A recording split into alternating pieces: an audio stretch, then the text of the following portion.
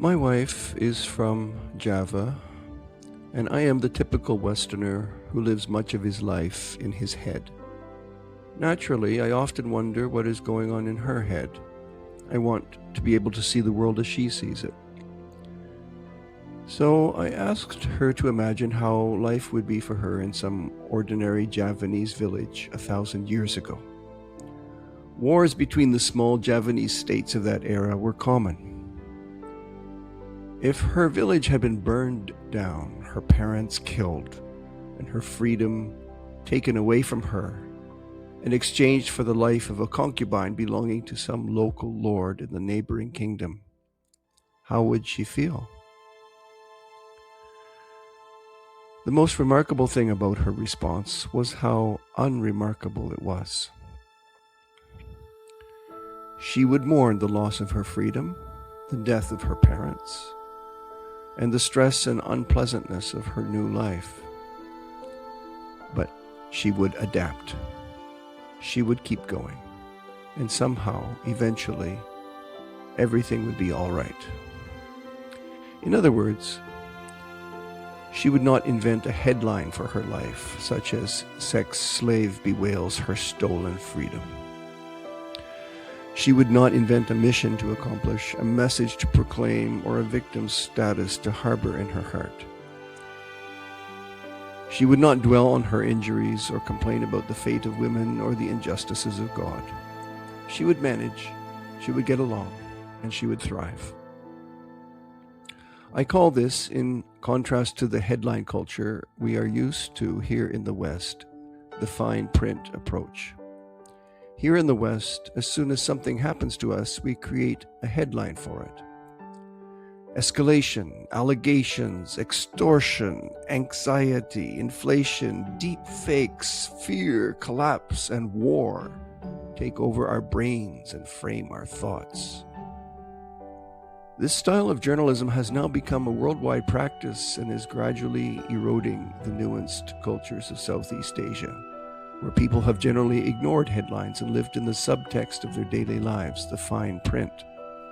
If you put your heart into a headline, you are experiencing a tragedy, a revelation, or a drama of some sort.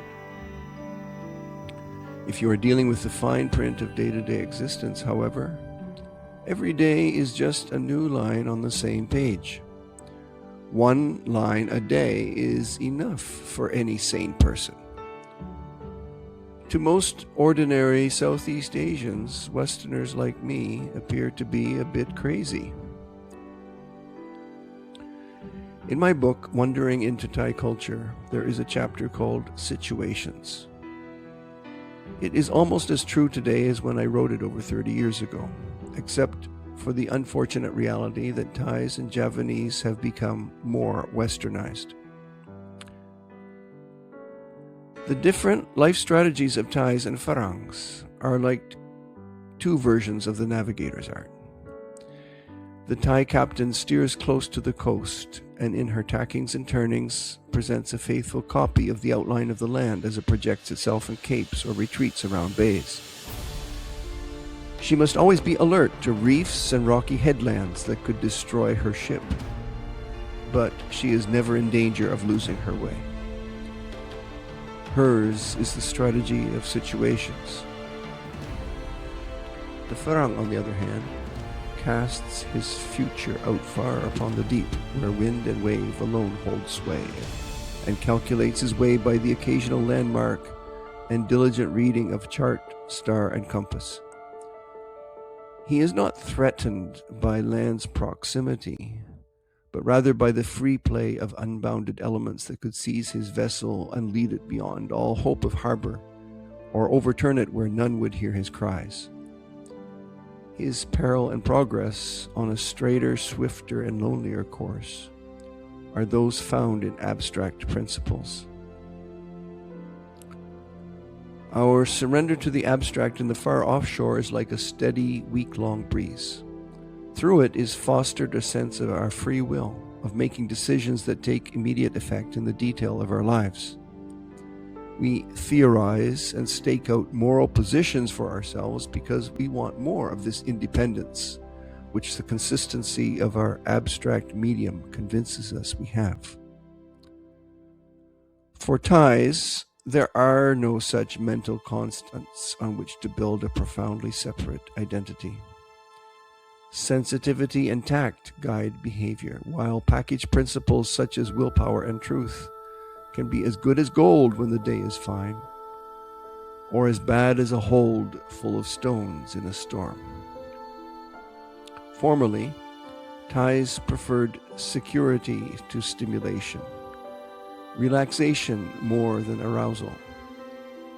Their daily lives and the situations they encountered there were as intense with the magnifications of stress and nuance as any healthy helmsman could desire. The culture we are born into teaches us a particular strategy for life and shapes our perceptions, feelings, attitudes, and capacity for understanding. I'm looking for my headline, the shape of my ongoing story.